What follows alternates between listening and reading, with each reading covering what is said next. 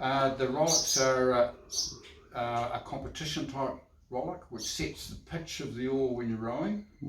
So as you know, if you get the pitch wrong, the oar tends to pop back out of the water when you pull hard. If you get it wrong the other way, it goes in too far and the oar tries to ride up on it.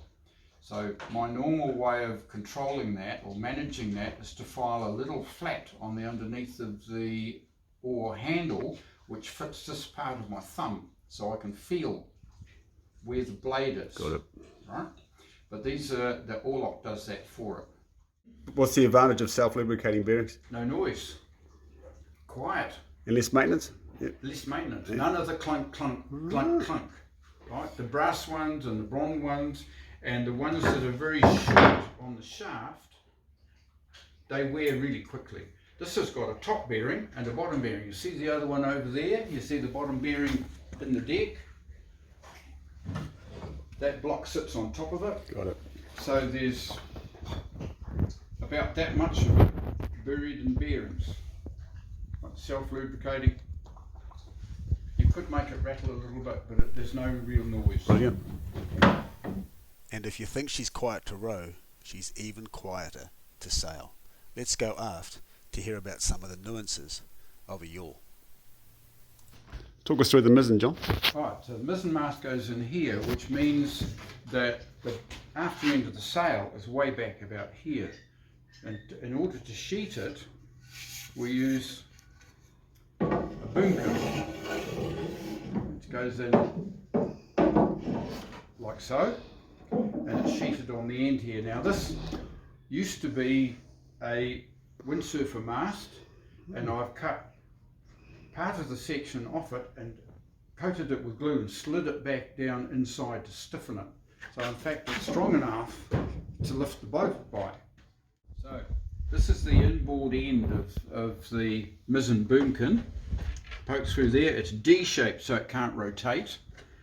And this little pin here which I turned up on my wood turning lathe holds it all in place. No, can't lose the pin. Brilliant.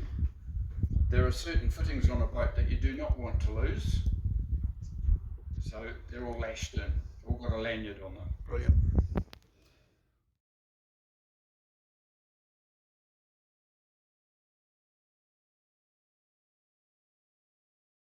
These end plates on the rudder stock mean that when the rudder is kicked up in very shallow water,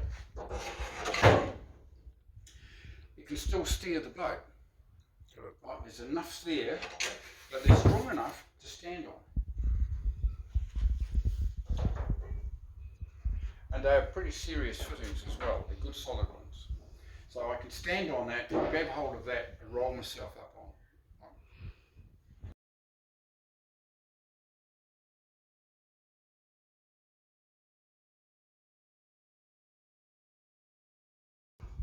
Carrying too much weight out in the ends of a boat that's as fine underwater as this gets the boat out of trim. So we've got a 30 kilogram battery going in up there. We need to balance it by putting a heap of weight back in here. So what's your plan for the anchor well? Glass underneath it.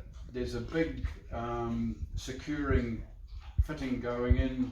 There's a beam in behind that hole there, which where the bitter end of the anchor gets tied off onto. So that'll take the entire weight of the boat if it has to. Oh, so sitting in there will be this big monster, right, which is How many kilos is that, John? 10.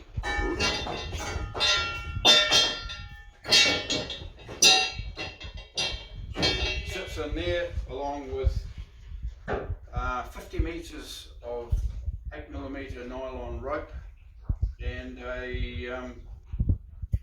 about 10 metres of chain.